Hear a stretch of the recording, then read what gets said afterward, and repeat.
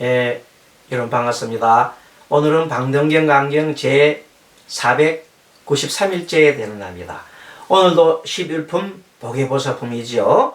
자, 지난 시간에 516페이지 맨 아랫부분에 이런 말이 나옵니다. 선남자야, 이러한 보살은 미래세에 10아성직업을 지나면 마땅히 무상보리를 얻어 호를 보출이라고 하고, 그 세계를 정광이라고 하고, 그 급을 무구라고 이름이라. 이렇게 얘기했습니다. 요거는 보계보살에 대한 내용이지요. 자, 그 부처님의 세계는 칠보로 이루어져 광명의 시방세계를 두루 비추고 온갖 백성들은 기갈이 없으며 기근과 갈증이 없는 거죠. 모든 청정한 부처님은 처음부터 이성의 이름을 듣지 않고 처음부터 이제 다 보살성이지 성문영각이라는 것이 없다 이 말입니다.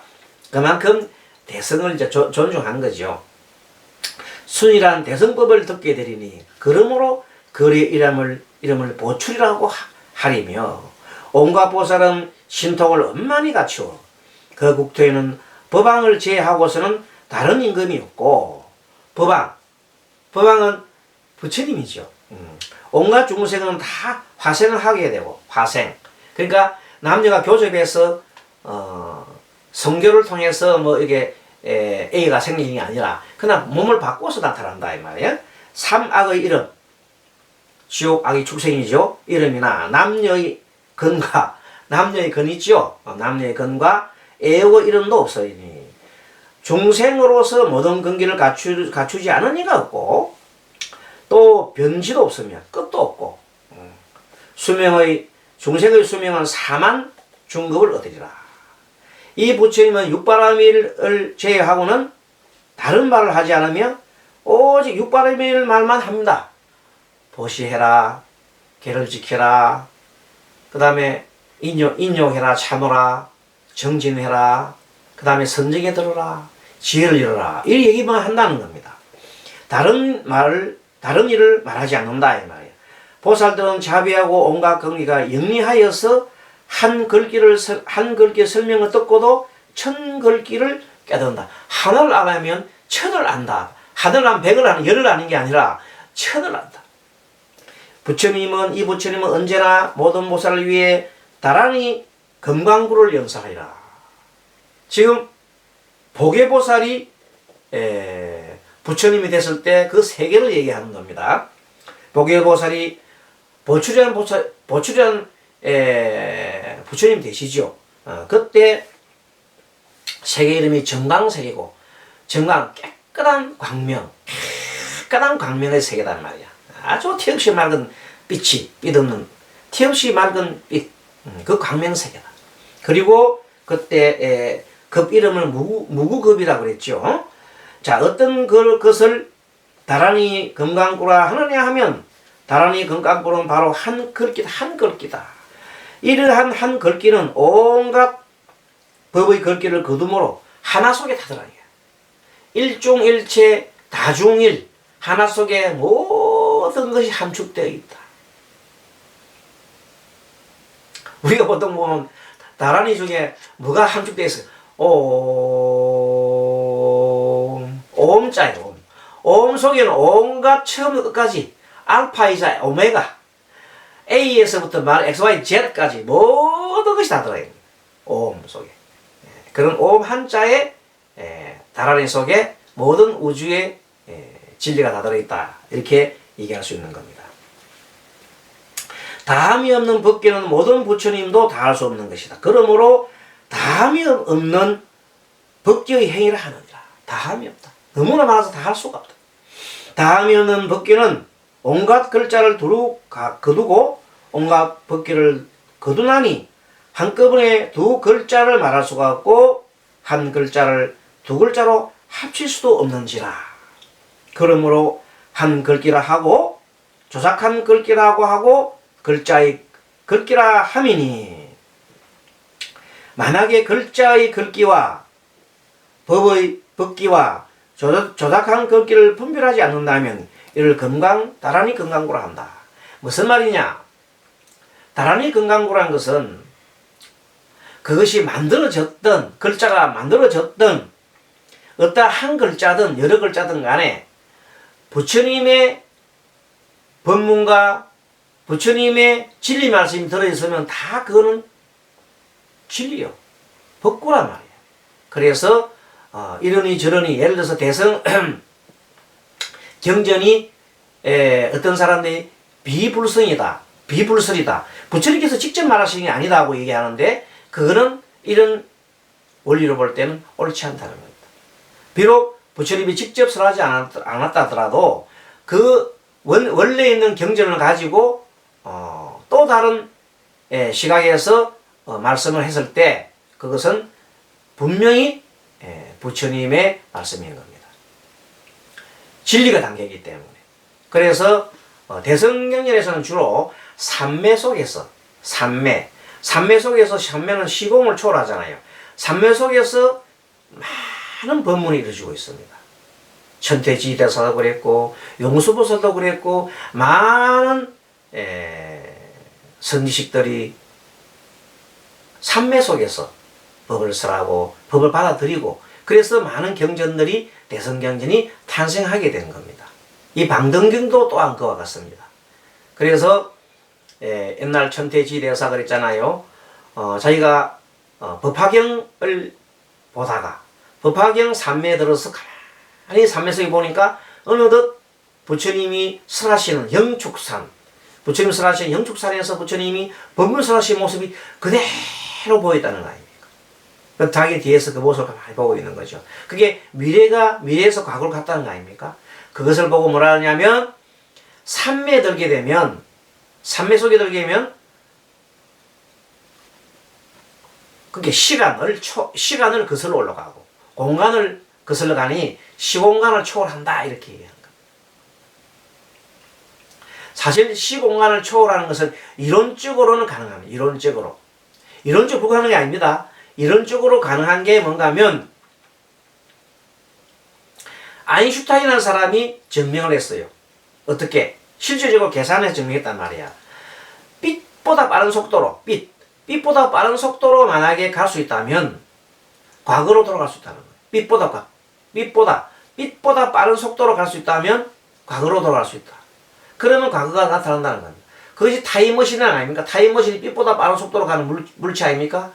하지만 그것은 이론적으로는 가능하나 현실적으로는 불가능하다는 겁니다. 왜? 물질 세계로서는 물질이 바로 빛이기 때문에 빛도 물질이기 때문에 물질보다 더 빠른 물질은 없다는 겁니다. 물질보다 더 빠른 물질은 없는 거야. 빛보다 빠른 물질은 없다는 고로 이론적으로 가능하지 물질 세계로는 갈 수 없다 이 말. 거꾸로 얘기하면 정신 세계로는 갈 수 있다는 뜻입니다. 왜? 삼매 속에 들면 바로 이 축적비비 가능하잖아요. 삼매 속에 들면 바로 생각하는 순간 바로가 여러분 머릿속에 딱 생각하는 순간 달이 떠오르잖아요. 그럼 달 날아간 거잖아요. 머릿속에 딱 별을 딱 떠서 별이 간 거예요. 그 시간을 초월해 간 거예요. 그 삼매 속에서는 바로 가게 돼 있거든. 그러니까 삼매가 바로 시공을 초월하는 하나의 거기 때문에 이 모든 법문들이 삼매 속에 있는 모든 법문을 무조건 그 부처님 불설이 아니다고 내팽개칠 게 아니라 이 속에 부처님의 그 사상, 부처님의 가르침 핵심이 무상무하고 이런 내용들이 들어있다면 인연법이 들어있다면 무조건 다 인정해야 되는 겁니다. 그것이 이번 정설이 아닙니까? 그것이 불교학자들이 공통된 견해 아닙니까? 그럼에도 불구하고 아직도 일부 학자들은 대성경전을 경전이 아니라고 막 몰아붙이잖아요. 그런 분들을 위해서 성철 스님이 쓰신 백일법문이라는 법문이 있습니다. 그 법문에 보면 대성 비불설 논쟁은 이미 100년 전에 끝났다고 나와 있는 대목이 있습니다. 그것을 한번 찾아보시기 바랍니다. 성철 스님의 백일법문 상하군이 있어요. 그 중에 어떤 부분 불교의 대성 불설이 아니라는 그 논쟁이 있어요. 논쟁이 이미 100년 전에 끝났다. 일본에서 얘기한 겁니다. 끝났다. 그럼에도 불구하고 지금 현재 젊으신 분들은 자꾸 그것을 덜쳐내가지고 지금도 다시 논쟁을 붙자는 겁니다. 이미 끝나는 걸 가지고 그거는 시간 낭비요. 또 우리 서로 힘을 갖다가 서로 빼는 겁니다. 이 위중한 시기에 바로 불교 조금이라도 불교를 발전시키게 됩니다. 그러려면 뭐냐면 부처님의 진실된 가르침을 계속 전해야 됩니다. 그것이 부처님의 진실된 가르침 핵심은 무상무와 고입니다. 그리고 또 뭐예요? 있는 법입니다. 그것을 계속해서 연결해서 이 방등경 모든 부분을 스님이 살펴봐도 그것이 한결같이 통합니다. 그래서 무상무와 고, 그 다음에 마지막 하는 이 모든 것을 하나로 묶어서 공이라는 말입니다. 그래서 우리는 한 몸이다. 우주는 한 몸이다. 한 몸이기 때문에 평등하고 평등하기 때문에 서로가 시비분별이 없어야 된다는 그 얘기는 정말로 바른 진리입니다. 그 순간 그 어디도 한쪽에 치우치지 않고 양변에 치우치지 않고 중도로 갈 수 있습니다. 그 속에서만 가능합니다.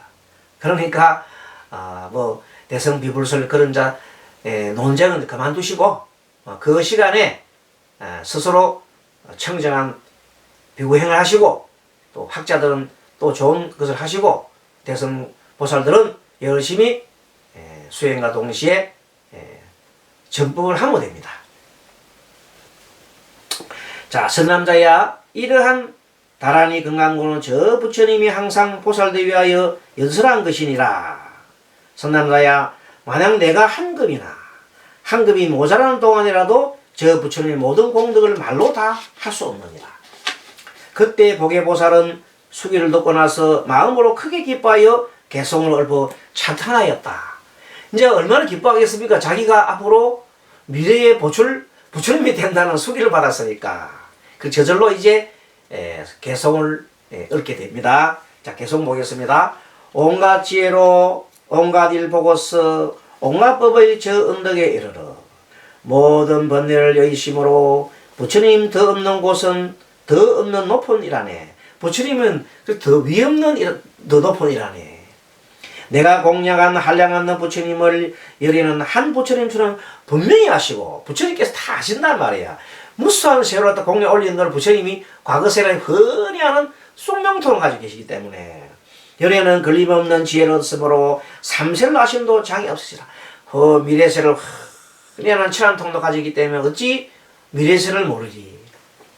열에는 이제 나에게 수기하시어 의심을 멀리 여기게 하시니 자기는 그동안에 좀 의심이 좀 있잖아요. 과연 나도 부처님 될 수 있을까 했는데 그 의심을 풀어주시냐요. 그래도 미래세 보출이란 부처님이 될 것이다. 저리죠. 나 또한 진실한 도를 얻기를 서가모니 부처님 하리네. 서가모니 부처님도 가지게 정진보살 있죠. 정진보살처럼 정정진보살처럼 엄청난 세월 동안 누구를 위해서 한 왕자를 갖다가 구하기 위해서 세세세성 따라 나왔다가 결국은 조보식시서 만드는 것이 바로 누구라고 미르 부처님이라고 해요. 미륵보살을 만드는 거 아닙니까? 대단한 겁니다. 온갖 큰 땅도 흩을 수 있고 허공의 해와 달도 떨릴 수 있지만 여리의 말씀은 두 가지가 없으므로 나 결코 보리를 얻으리리. 이렇게 얘기했습니다. 자, 오늘은 시간이 있어 그냥 계속 하겠습니다. 518페이지까지 바로 갑니다. 바른 말, 실다운 말, 미묘한 말로서 나에게 위없는 보리를 수게 하시니 나 진실로 보리를 얻는다면 마땅히 한량없는 중생을 조복하리며 나의 얻은 바 청정하고 미묘한 나라 그 대중에게 부처님 이미 말씀하셨으니 나 이제 위없는 법을 들었으므로 의심 들고 보리에 나가리라. 이렇게 얘기를 하는 겁니다. 나 이제 정진하여 보리를 닦아 중생을 조복함에 뉘우치지 않고 부처님 말씀을 나의 실력을 삼아 위없는 지혜와 부처님 법을 베풀이라. 이렇게 얘기한 겁니다. 자, 이것은 보계보살이 앞으로 어떻게 이제 미래세는 물론 부처님 되시겠지만 그렇게 하려면 무수한 세월을 닦아야 하잖아요. 그래 그 다짐을 이렇게 해놓은 거라 보면 됩니다. 이 개송을 들을 때 12,000의 중생은 무상보리심을 내요. 나도 저렇게 하겠다 그죠? 언컨대 저희들을 다 저 세계에 태어나게 하여 주옵소서. 무슨 세계입니까? 그 세계 이름이 바로 정광세계로 깨끗한 광명의 세계에 태어나겠다. 세존께서 안한다게 말씀하셨다. 너는 마땅히 이러한 법을 받아지니여 읽고 외우고 널리 말하여 여러 하늘과 세간 사람을 크게 이익되게 하여라 나오잖아. 이익되게, 중생을 이익되게 하여라 나오잖아. 안한다야, 만약에 중생으로서 이 경전을 믿어 받는다면 반드시 나의 수기를 받으리라.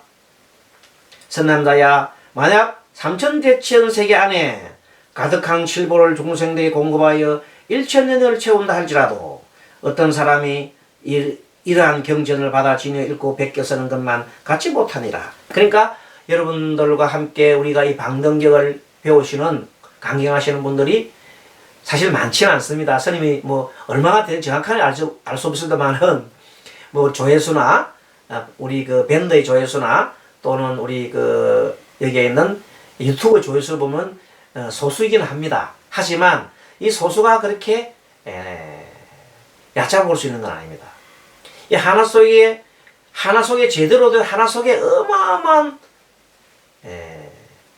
뒤에 불제자들이 따라오는 겁니다. 한 분 때문에. 그래서 스님이 아마도 한 40-50명 되지 않겠는가 보고 있는데, 방등 하시는 분이. 그러면 그것만 해도 엄청난 이 불제자들이 그 뒤에 1000명씩만 달려있다 하더라도 엄청난 불자가 나올 수 있는 겁니다. 그래서 불씨를, 부처님의 씨앗을 이렇게 계속 전할 수 있겠구나 하는 생각이 들어서 기쁩니다. 더구나 이 방등경의 핵심인 오늘 이제 이 보계보살품 같은, 이건 참 핵심 중에 핵심 아닙니까? 어떻게 해서 우리가 이 방등경 부처님 가르침을 배워야 하고 중생은 또 어떻게 지도해야 되는, 저한 방법까지도 막 말씀하고 있잖아요. 강론도 얘기하고 또 중간에도 얘기하고 마지막에 끝까지 하는 법까지 얘기하고 자기 수행을 어떻게 해야 되는까지도 얘기하고 있지 않습니까?